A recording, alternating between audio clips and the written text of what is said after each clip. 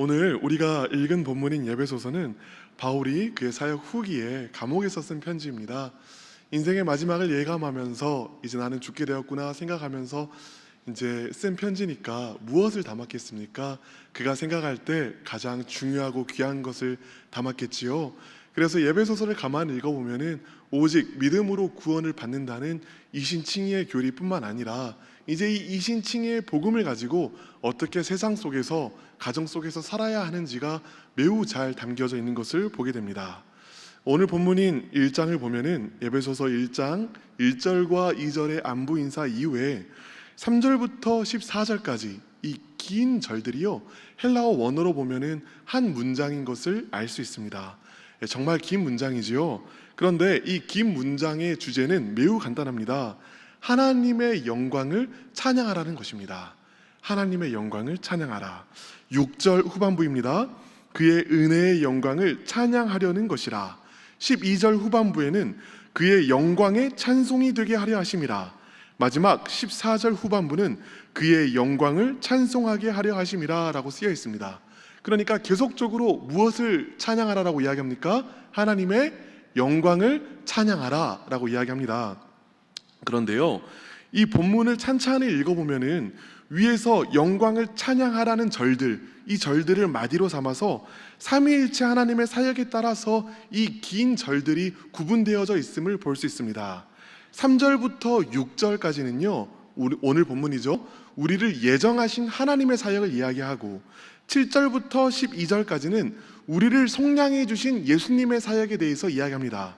그리고 마지막으로 13절부터 14절까지는 우리를 인쳐주신 성령님의 사역에 대해서 이야기하는 것을 볼 수 있습니다.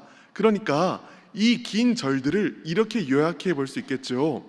과거에는 선택하시고, 현재에는 구속하시며, 미래에는 인쳐주신 삼위일체 하나님의 영광을 찬양하자라는 것입니다. 이 중에서 오늘 본문은 무엇보다도 먼저 하나님의 선택, 즉 예정에 대한 이야기를 담고 있습니다. 그래서 오늘 저 역시도 예정에 대한 이야기를 나누어 보려고 합니다. 사실 예정은 걸려 넘어지는 사람들이 많은 교리이지요. 그래서 예정에 대한 이야기를 할 때에는 어디에서부터 시작하는지가 매우 중요합니다. 저는 우리는 죄인, 그런데 적당한 죄인인 것이 아니라 완전하고도 철저한 죄인이라는 것에서부터 시작해 보려고 합니다. 왜냐하면 제 삶에서 제가 예정을 경험하고 고백했던 순서가 그러하기 때문입니다. 종종 설교 중에 이야기하곤 하지만 죄와 싸워보려고 노력해본 자만이, 죄와 몸부림치면서 싸워본 자만이 자신이 얼마나 죄인인지를 깨달을 수 있습니다. 힘들지 않은 선에서, 손해보지 않는 선에서 세상의 기준을 두고 적당히 세상 속에서 착하게 살아가는 것은 안타깝지만 누구나 할 수 있는 일이지요. 그러나 세상의 기준을 두는 것이 아니라 말씀이 옳다라고 인정하고 말씀의 기준을 두고 말씀대로 살아가 보려고 하다 보면은 우리 안에 있는 죄와 연약함이 도무지 이길 수 없을 정도로 뿌리 박혀 있는 것을 발견하게 되곤 합니다. 치열하게 죄와 싸우는 자일수록 더욱더 절망하게 됩니다. 사랑하려고 몸부림치는 자는요, 도무지 사랑하지 못하는 자신의 모습 때문에 괴로워하게 됩니다. 거룩하려고 몸부림치는 자는요, 도무지 거룩해지지 않는 자신의 모습 때문에 좌절하곤 합니다. 제게는 군대가 바로 그러한 곳이었습니다. 군대에서 사랑해 보려고 몸부림치는데 도무지 사랑되어지지 않는 거예요. 그래서 군대에서 한참을 어려워하다가 군대를 제대하고 나서는 집이 다른 지방으로 이사를 가서 자연히 정들었던 교회를 옮기게 되었습니다. 여차저차하여 홀로 집에서 걸어서 정류장까지 30분, 또 버스를 2번 갈아타야 하는 교회를 다니게 되었습니다. 어느 겨울에 예배를 마치고 홀로 집에 터벅터벅 돌아오면서 나는 왜 이다지도 연약한가? 나는 왜 이다지도 추악한가? 이런 생각들을 하고 있었습니다. 내 안에는 정말 선한 것이 단 하나도 없구나. 조그만 선한 것조차 없구나. 내 안의 죄는 내 힘으로는 어찌할 수 없구나 하고 생각했습니다.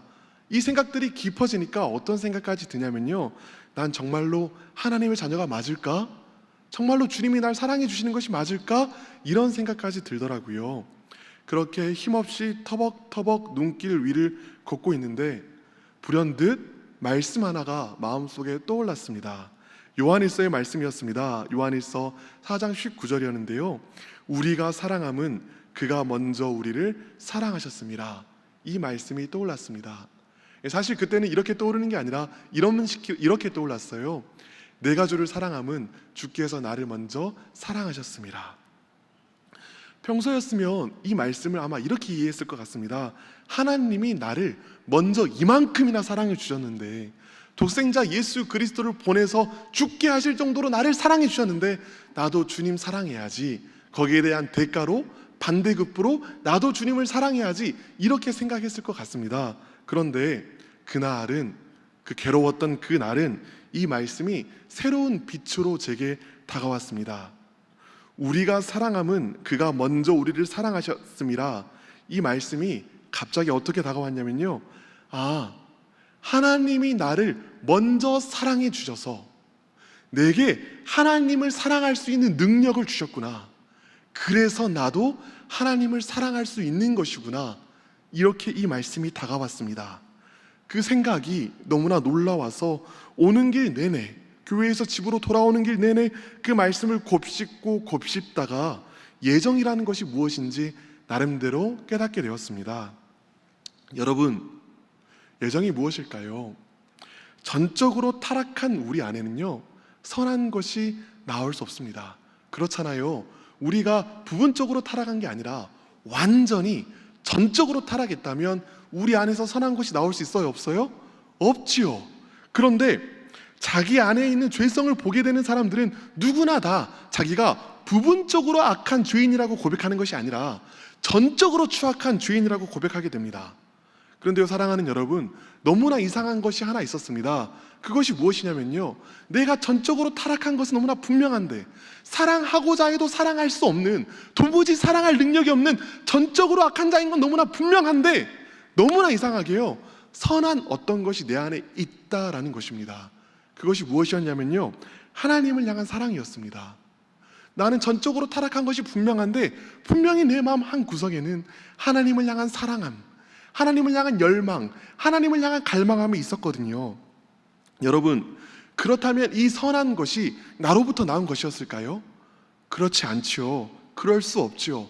나는 전적으로 타락한 사람이었기 때문에 이 마음이, 하나님을 사랑하는 이 마음이 나로부터 나온 것이 아니라는 것을 알았습니다. 그럼 어디로부터 나왔을까요? 오직 하나님께서 주신 것이었죠.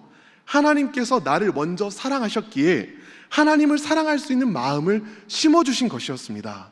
하나님이 나로 하여금 하나님을 사랑하도록 해주신 것이지요. 우리가 하나님을 사랑한다는 것은요, 하나님께서 우리를 먼저 사랑하셨다는 것에 대한 증거입니다.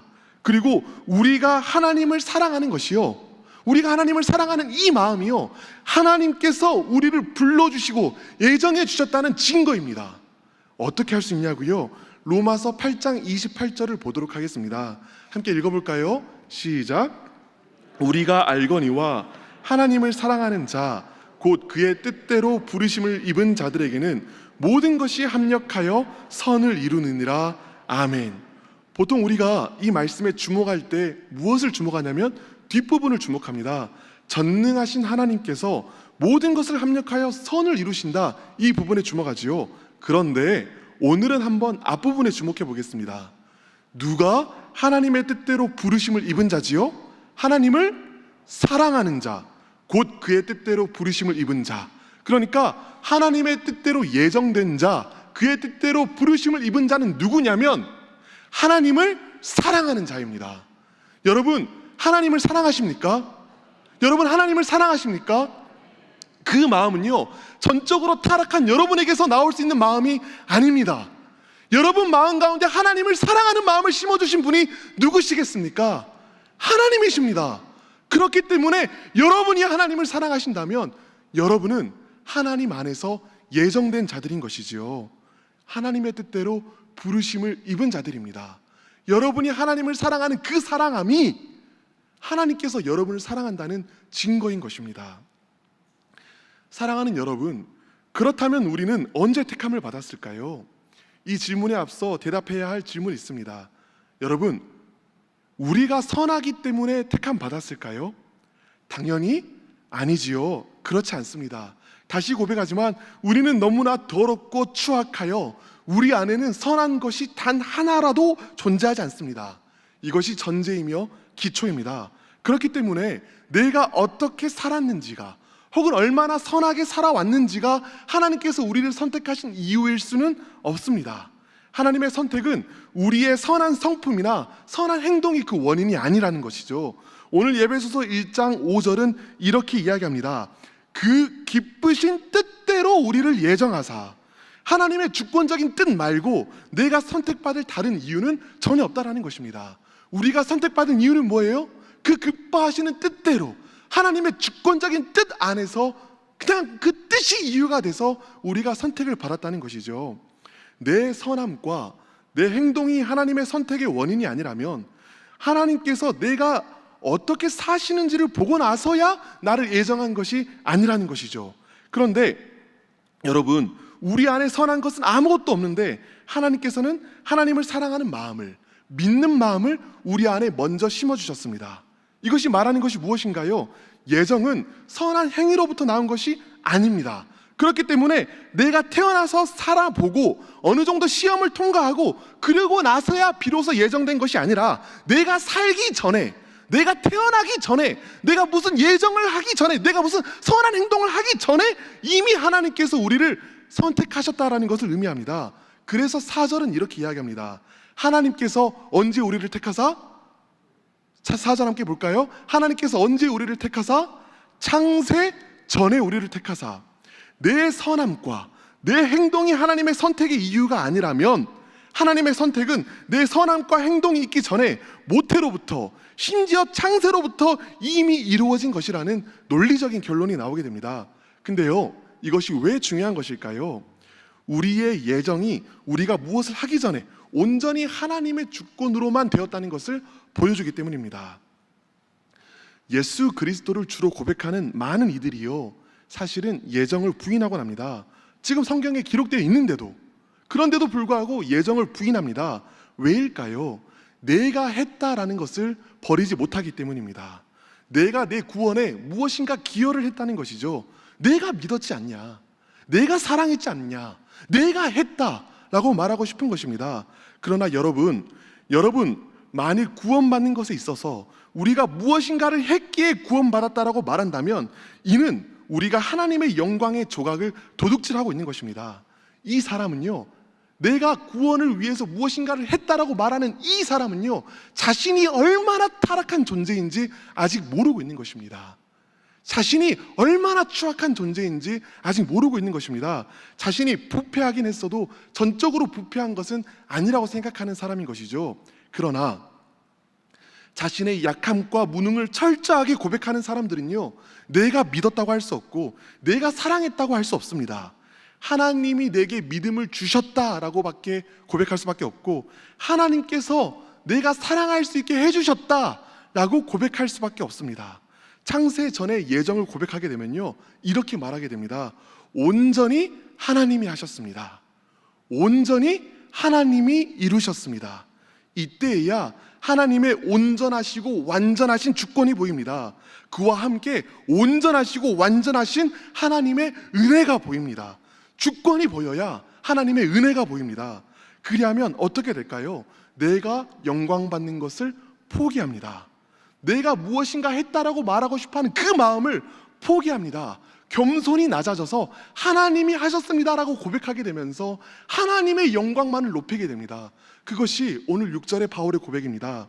이는 그가 사랑하시는 자 안에서 우리에게 거저 주시는 바 그의 은혜의 영광을 찬송하게 하려 함이라.